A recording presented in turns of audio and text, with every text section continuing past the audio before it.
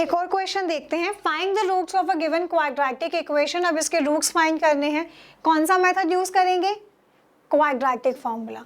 क्यों यूज करेंगे? क्योंकि यहाँ पे इरेशनल टर्म्स है, इरेशनल टर्म्स को स्प्लिट करना थोड़ा डिफिकल्ट होता है, क्वाड्रेटिक फॉर्मूला इजी है।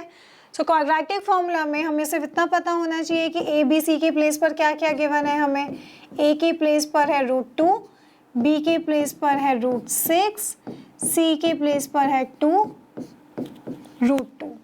सो अब हम क्वाड्रेटिक फॉर्मूला लगाते हैं। x is equal to -b plus minus B square minus 4ac divided by 2a। फॉर्मूले में डायरेक्टली पुट कर देंगे ए बी सी की वैल्यूज़ को। -b minus √6 plus minus B square, √6 का स्क्वायर 6 माइनस 4 इंटू √2 इंटू 2 √2 हो जाएगा 2 2 ज़ा 4 4 ज़ा 16 और यहाँ पे रहा 2 इंटू √2। सो यहाँ पर हमारे पास वैल्यू आ गई -10 डिवाइडेड बाय 2√2। अब इस क्वाड्रेटिक इक्वेशन के क्या रूट्स निकलेंगे? रूट्स निकलेंगे नहीं, क्योंकि यहाँ पे स्क्वायर रूट में हमारे पास नेगेटिव नंबर आ गया है, जो कि अगेन क्या बन गया? एक इमेजिनरी नंबर बन गया, जिसे हम फर्दर सॉल्व कर नहीं सकते हैं। तो इसको हम क्या कहेंगे? यहाँ पर जो स्क्वायर रूट के अंदर होता है वो क्या होता है? b² 4ac होता है। b² 4ac को हम डिनोट करते हैं लेटर d से। तो यहाँ पर जो लेटर d है वो हमारे पास 0 से छोटा आया है। तो जब d 0 से छोटा आता है तो वो क्या होता है? Imaginary roots. So this quadratic equation has no real roots and the reason is कि d जो है वो 0 से छोटा है and यहाँ पर जब हम देखते हैं कि स्क्वायर रूट में एक नेगेटिव नंबर है जो कि एक इमेजिनरी नंबर है। तो जब इमेजिनरी नंबर है तो वो रूट्स भी इमेजिनरी देगा। तो this quadratic equation has no real roots. Clear? Note करें इसे। नेक्स्ट क्वेश्चन है, find the roots of a given quadratic equation. Quadratic equation given है, रूट्स निकालने हैं। अब इक्वेशन को देखकर ही लग रहा है कि फैक्टराइजेशन मेथड तो यहाँ पर अप्लाई हो नहीं सकता, तो इजी है कि क्वाड्रेटिक फॉर्मूला यूज करते हैं और रूट्स फाइंड करते हैं। Quadratic formula x is equal to -b plus minus B square minus 4ac divided by 2a। और यहाँ पर हमें सिर्फ नोट करना है कि a के प्लेस पर और b के प्लेस पर क्या क्या गिवन है। p² minus 2p minus minus plus 8। अब डायरेक्टली इसको फॉर्मूले में पुट कर देते हैं। x is equal to -b minus 6 plus minus b² 6 का square 36 minus 4 into a into c minus p² minus 2p plus 8 divided by 2। x is equal to -6 plus minus under root 36 और इसको हम 4 से multiply कर देते हैं। 4p² plus 8p minus 32 divided by 2। x is equal to -6 plus minus, अभी 36 32 को minus करा, we get 4p² plus 8p plus 4 divided by 2। अब यहाँ पे हम नोट करें तो इस एक्सप्रेशन में 4 कॉमन है, सारे ही नंबर्स 4 के मल्टीपल्स हैं, तो यहाँ से हम 4 को कॉमन ले लेते हैं। x is equal to -6 plus minus 4 को हमने लिया कॉमन, रिमेनिंग रहा p² प्लस 2p प्लस 1। अब यहाँ पे जो एक्सप्रेशन है वो क्वाड्रेटिक है, तो इस क्वाड्रेटिक एक्सप्रेशन को हम फर्दर फैक्टराइज कर सकते हैं। सो अब हम इसको फैक्टराइज कर देते हैं। x is equal to -6 plus minus 4। अब यहाँ पर हमारे पास p square plus 2p plus 1 है। मिडिल टर्म को स्प्लिट करना है कि उन दोनों को हम प्लस करें तो हमारे पास 2 आना चाहिए, मल्टीप्लाई करें तो 1। सो हम p इंटू पी 1 इंटू 1 कर सकते हैं, 1 प्लस 1 तो 1 इंटू 1 1। सो हमारे पास ये दो पेयर्स आ जाएंगे। यहाँ से हमने p को कॉमन लिया, here we have p plus 1, यहाँ से 1 को कॉमन लिया p प्लस 1। सो हमारे पास फैक्टर्स आ गए p plus 1 into p plus 1। सो यहाँ पे p प्लस 1 रिपीट हो रहे हैं 2 टाइम, एक दूसरे से मल्टीप्लाई हो रहे हैं, तो इसको फर्दर हम लिख सकते हैं p प्लस 1 होल स्क्वायर। ठीक है, तो इसको जब फैक्टराइज करा फर्दर तो हमारे पास आ गया p plus 1 whole square divided by 2। x is equal to -6 plus minus, अब यहाँ पर जो 4 है 4 को मैं लिख सकती हूँ 2 का स्क्वायर और p plus 1 whole square given है। अब जब इसका स्क्वायर रूट हम करेंगे तो हमारे पास रिजल्टिंग नंबर क्या आ जाएगा 2p प्लस 1 डिवाइडेड बाय 2। अब हमारे पास x के लिए दो एक्सप्रेशंस आ जाएंगे, -6 plus 2 p plus 1 divided by 2, और we can write x is equal to -6 minus 2p plus 1 divided by 2। अब यहाँ से हम 2 को कॉमन ले लेते हैं तो -3p प्लस 1 डिवाइडेड बाय 2, 2 से 2 कैंसिल, और यहाँ पर जो वैल्यू होगी वो हमारे पास आ जाएगी -2। सो एक वेरिएबल की वैल्यू हमारे पास क्या आई p -2। अब यहाँ पे फर्दर इसको जब सॉल्व करेंगे तो यहाँ पर x की वैल्यू क्या आ जाएगी, अब यहाँ पर क्या आएगी वैल्यू, अगेन 2 को कॉमन लिया, -3 minus p minus 1 divided by 2, 2 से 2 कैंसिल। सो यहाँ पर x की वैल्यू हमारे पास आई -4 minus p। So is this quadratic equation, again दो रूट्स हैं इसके, एक है p-2 और एक है -4 माइनस p। क्लियर, नोट करें इसे। अब एक और क्वेश्चन है, इसको भी क्वाड्रेटिक फॉर्मूले से सॉल्व करते हैं। 6a square X square minus 7abx minus 3b square is equal to 0। अब यहाँ पर क्वाड्रेटिक फॉर्मूला यूज करना है, पहले नोट करते हैं a के प्लेस पर क्या है 6a स्क्वायर, b के प्लेस पर है -7ab, c के प्लेस पर है -3b square. Quadratic formula use करेंगे, x is equal to -b plus minus under root b square minus 4ac divided by 2a।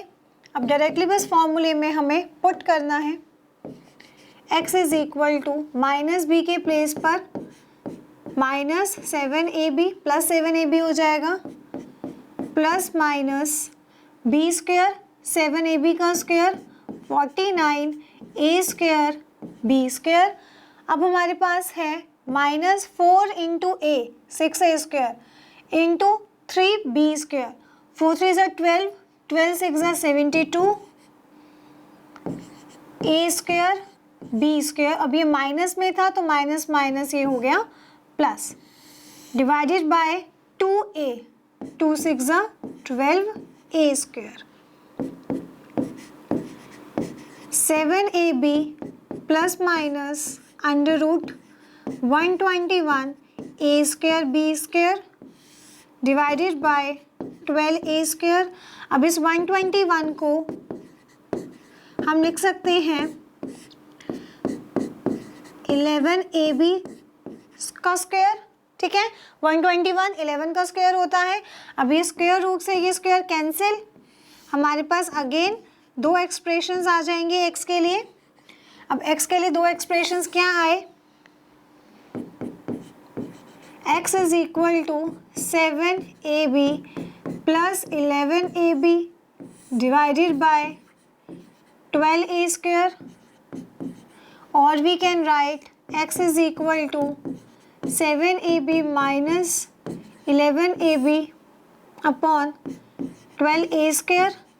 सो अब हमारे पास एक x की वैल्यू आ जाएगी, x is equal to 18 AB divided by 12A square, और यहाँ पर आ जाएगा -4AB divided by 12A square, और यहाँ पर जो वैल्यूज़ होंगे वो आ जाएंगी 3/A स्क्वायर से A कैंसिल हो जाएगा, यहाँ पर B रह गया और नीचे A रह गया, 3B/2A, और दूसरी वैल्यू हमारे पास आ जाएगी -1B/3A.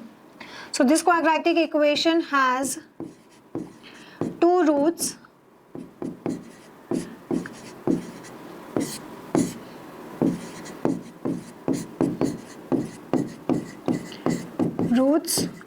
of given quadratic equation. Note करें इसे, देन अब करते हैं अपना नेक्स्ट पार्ट. अब देखते हैं find the discriminant of the quadratic equation. अब यहाँ पे हमें डिस्क्रिमिनेंट कैलकुलेट करना है. अब डिस्क्रिमिनेंट हम कैलकुलेट क्यों करते हैं? To check the nature of roots. अब देखते हैं कि इस क्वाड्रेटिक इक्वेशन के रूट्स का क्या नेचर है. तो पहले हमें डिस्क्रिमिनेंट निकालना है और उसका फॉर्मूला है b² - 4ac. तो पहले हम देखते हैं कि a के प्लेस पर क्या है, x² का कॉफिशिएंट 3√3, b के प्लेस पर x का कॉफिशिएंट 10, c के प्लेस पे √3. अब डायरेक्टली इसको फॉर्मूले में पुट कर देते हैं. d is equal to b², 10 का square 100 minus 4 into a into c 100 minus 3, 4 3 ज़ा 12, 12 3 ज़ा 36. तो यहाँ पर हमारे पास d की वैल्यू आ गई 64.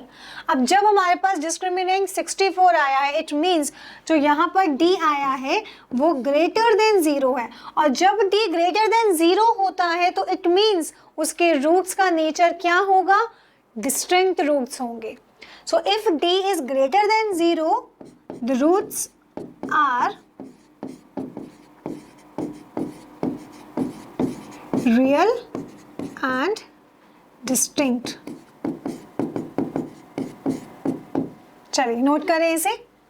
Next question, for what value of k the equation x² + kx + 9 is equal to 0 has real and distinct roots. अब इस क्वेश्चन में हमें रूट्स का नेचर ही गिवन है कि इस क्वाड्रेटिक इक्वेशन के जो रूट्स हैं वो रियल और डिस्टिंक्ट हैं. अब ये रियल और डिस्टिंक्ट रूट्स कब होते हैं? अब d की हमने 3 कंडीशन पढ़ी है ना. d 0 के इक्वल हो सकता है, d 0 से बड़ा हो सकता है, d 0 से छोटा हो सकता है. जब ये 0 के इक्वल होता है तो जो रूट्स होते हैं वो इक्वल और रियल होते हैं. उसके बाद हमने क्या पढ़ा है कि जब d 0 से बड़ा होता है, जब d 0 से बड़ा है तो उसकी 2 वैल्यूज आती हैं उस केस में वेरिएबल की, तो उसका मतलब डिस्टिंक्ट रूट्स मिलते हैं. यहाँ पे 2 इक्वल रूट्स, यहाँ पे 2 डिस्टिंक्ट एंड रियल रूट्स मिलते हैं. और जब d 0 से छोटा हो, नेगेटिव में हो, तो उस केस में नो रियल रूट्स. तो यहाँ पर हमारे पास जो केस है वो गिवन है डिस्टिंक्ट और रियल रूट्स का. तो अभी जो हमें d है वो हमें क्या होना चाहिए, 0 से बड़ा होना चाहिए. क्लियर? सो हमने क्या कैलकुलेट करना है, डिस्क्रिमिनेंट b² - 4ac कैलकुलेट करना है. तो हम यहाँ पे तो ये एक्सप्लेनेशन लिख लेते हैं that since x² + kx + 9 is equal to 0, this given quadratic equation has real and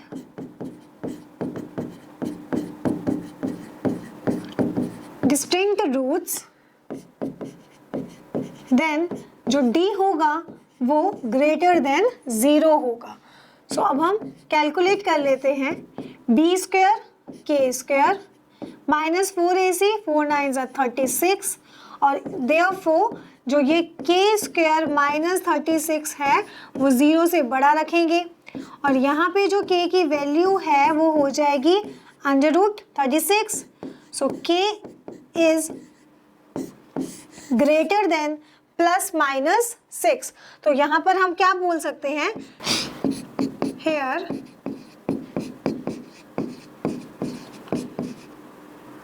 the value of k is either less than 6 और less than -6।